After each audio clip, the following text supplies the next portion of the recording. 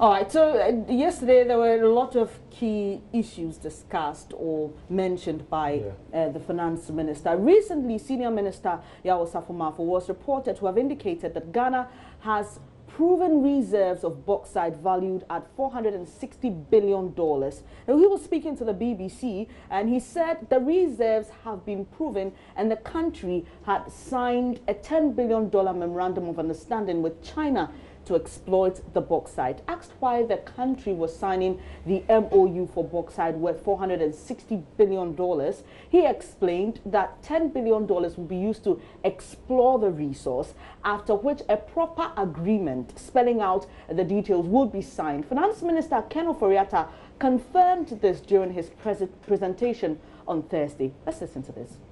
Integrated bauxite and aluminium project. In the 2017 budget, government indicated its commitment to transform the Ghanaian economy through industrialization with a deliberate focus on value addition to the country's vast mineral wealth to create jobs and wealth for the people. In the 2018 budget, a sum of 13.8 million was allocated to support the development of the industry. Work has begun on the review and digitization of available data to facilitate geological resource and reserve assessment of both the Kibi and Yinahini bauxite deposits. The draft bill for the establishment of the Ghana Integrated Bauxite and Aluminium Development Authority to operationalize the Ghana Integrated Aluminium Industry initiative is currently before Parliamentary Select Committee, and we are counting on the cooperation of this august House to pass it into law.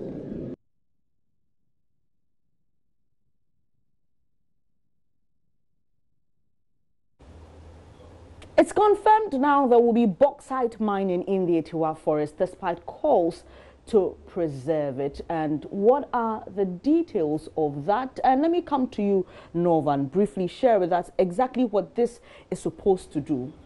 Okay, so Bernice, with this bauxite, what government intends to do is kind of saying that, listen, we have so much bauxite, we have a lot of work we need to do as far as the country in terms of development. We need to expand infrastructure. We need to do a lot of repair works within the economy. And how do we go about it? But remember that if you decide to always put, especially construction of road, on the fiscals, you're putting a lot of pressure on your budget. And that's not good. So how do we come up with a different plan to ensure that we take pressure off the fiscals and then allow the budget to be implemented without a lot of things that goes on? Okay, so you have bauxite. You are supposed to, let me just give a simple analogy. You want to build a school in Atewa. The school is supposed to cost you, let's say, $1 billion. Would you want to put it in your budget and then look for revenues to do that? Or what will you do? So government says, okay, we have bauxite. We're going to develop the bauxite. We're going to ensure that we add value to it, which means that we're not just going to pick the bauxite from the ground and export it just like that. What we need to do is to add value to it and sell it. When you sell it, you're going to get revenues. So they go to China, I'm sure you're aware of that agreement with China, and says that we've signed this agreement with you. When we take this bauxite, we're going to have somebody, you're going to have it developed, and then we're going to have somebody buy it. When the person buys it, then, we would come back to you who is giving us money and pay you, because we have the banks coming in, and then you will be paid. Which means that when they are paid their money, whatever that is left still comes back to Ghana. So government says, I'll take that money that you're going to pay and then use it for that 1 billion worth of development I need to do. So clearly, I've made sure that I've lessened the pressure on the fiscal side whilst I'm also going on with the development project. And I think that from where I sit, this is one other way of ensuring that you still can have development done, have projects done, and then not burdening yourself. And so it's something that I really don't have a problem with. It's a good arrangement, and that's what we need to do. Remember, with the oil and gas, and then with mining, what we have done generally is to be paid fees, royalties, carried interest, rent, and all those kind of things. That is what we've been paid. And this is why today, what did the finance minister say? He said, we're going to have special audits, because there are issues as to how to do the reconciliation. How much crude oil was taken to the world market, and what's the value? That's what I will ask. And so if this is the value, what is the percentage that is supposed to come to Ghana? That is what they should be looking at. Royalties is good, but I think that this kind of arrangement where all they're saying is, okay, you've taken so much bauxite, Ghana gets 40% because you came to develop it. So when we sell, our 40% is going to give us so much billions of dollars. And that's what we use for this kind of project. It's a fair deal. And we are being told that this is going to be used for roads and roads construction and development. Yeah. Philip, you are smiling. Is that to say you disagree with what Northern is saying? No. I think anything pro-development I'll go for. But with regards to natural resources, our over expectancy. Yes, every time there's always an issue. Gold, prices drop, we suffer. Cocoa, prices drop, we suffer. Oil, 2014 it was $100 a barrel, started coming down, we suffered. Now we're going to do it with regards to bauxite. What's the demand? We'd like to know from the Ministry of Finance, what's the demand for bauxite globally? What are the numbers? Is it an already saturated market or not? Because that's the problem with the commodities. The market seems to be saturated already.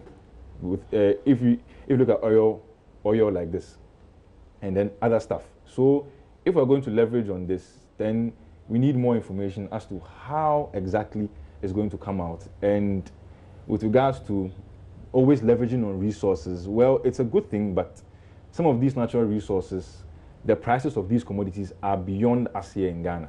And if there are negative fluctuations, we suffer. If it goes up, we do well. So I think we should look at this going forward. Doc, there have been calls, there have been petitions. Government has been asked not to venture any form of mining in the Atewa Forest. For one simple reason, for the scientists who've petitioned the president, is because the white-naped manga bay monkey, which is an endangered species, has been found in Ghana. And they talk of a lot of other species that are discovered in that particular part of the country. That's the Atewa Forest. You specialize in development. This morning, there was an argument in the newsroom. Do we trade, quote-unquote, our monkeys for money? What do you think? A good move or not? As an economist, I would say that we have to weigh the cost and benefits. Right? Are we getting more from this than if we keep it right now? These are issues. Can the monkeys be relocated? Is it something that they're living in their natural habitats in the forest? You wouldn't want to move them. We can find a similar forest and relocate them. I don't know. I am not an ecological scientist, so I don't know the nitty-gritties of it. But the bottom line is that if this is something that we can harness and to improve our livelihoods as a people, then it's a call in the right direction. But the bottom line also is that we should try and diversify our economy and take our destinies into our own hands and stop relying so much on natural resources, because evidence show that resource-rich nations are not necessarily the richest nations in the world, really. If you take a country like Australia and others, some are very isolated, but they've been able to manage their affairs well, barely with no natural resources, but they have grown and they are among the top giants in global economy. So the issue is, yes, when we discovered oil, we were all excited. We felt that overnight our roads will be paved with gold and all that. Will change. Exactly. But the reality hit us that it's not all that, the grass is not always that green at the other side. So how do we leverage? I mean, I'm excited with the infrastructure that is tied in, because if you ask us at the moment, how much are we making from gold and all the other natural resources that we have, we cannot really quantify it. And bear in mind, all these natural resources are not renewable. So as a generation, as we keep tapping into this, we need to make sure that the odds of the country are better, so that our country, our children and the generations behind us inherit a better Ghana than we live in currently. It's interesting that you bring that point in, because a lot of my colleagues have visited mining communities like Obuasi. We've been to Cape 3 Points. I mean, these people were expecting, the locals, I mean, indigents, were expecting that this is the source of whatever is going to benefit the whole country, don't you think we should benefit first? The people of Atewa who are demonstrating, do you think they have a point in there with reference to these other places I've mentioned as examples? Exactly, because it's going to directly affect their livelihoods, right? And most of these exploratory activities, they are not labor intensive. So the expectation of localities around such resources would be that, yes, we'll get jobs and all that. There are some positive externalities like jobs that will be created with food vending and all that, but those are not really intensive revenue generating activities that betters the lot of the people in the locality. So I believe that now we should learn as a nation. We have been through this, we've discovered this resource at a point, we've done that, so we should learn from our mistakes and going forward make sure that we put plans in place to ensure that the people in the locality are not that adversely affected. There is a challenge as to when people lay claim to a particular resource because it's discovered within their background, but it's for the nation as a whole. But it has to make some meaningful impact in their livelihoods, because when the negative effects come, they are the direct people who face the brunt of that. All right, so the residents of Atewa today embarked on a peaceful demonstration. Maxwell Baba, engage them. Well, like I said, the best way to get started, government needs to clearly and completely stop making any references of Atewa as an area to exploit bauxite. When we do that, then the Ministry of Lands and Natural Resources, together with the Forestry Commission and all stakeholders, can come together and cut a pathway for the national park. As I speak to you, there are several development partners waiting to support Ghana on this development pathway of having a national park and also supporting green investment within the landscape. So we are committed to the process, and I need to say, if government shows commitment by completely removing all references, we are also going to bring on board all the various stakeholders we can marshal to help us develop this national park. And I tell you, the potential for tourism in Atewa is much more than we see in Kakum National Park. Atewa is just about 2 hours drive from here.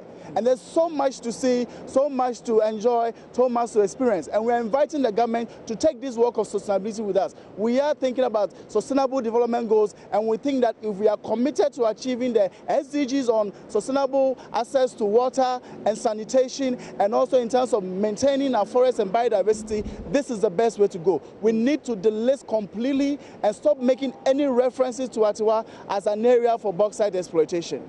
We are saying that the fact that we need revenue doesn't mean that we should destroy every asset as a country that we have. Atewa provides a resource, a service that no other resource, no other forest can provide that. And the bauxite revenue can't provide that service. Water is so critical. Okay, so this action is for the long term. We might not see it now. We are focusing on the jobs now, but this is for the long term. When there's no water, you can't even get to work.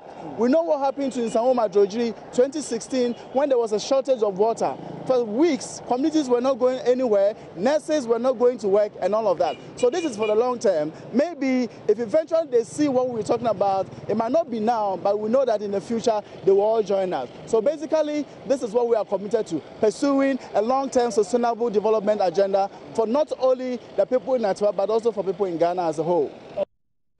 Well, this government has been said to be a listening one. Will these protesters get their concerns addressed the way they wanted to? Your final words on it. Well, let me start with you, Philip, because it's one of the surviving rainforests in West Africa. I mean, I need to talk about the fact that this, for many conservationists and ecologists and scientists, this is a no-go area, not even for bauxite. Okay, so I'll just quickly wrap up with this. There's this discipline in finance called sustainable and responsible investment.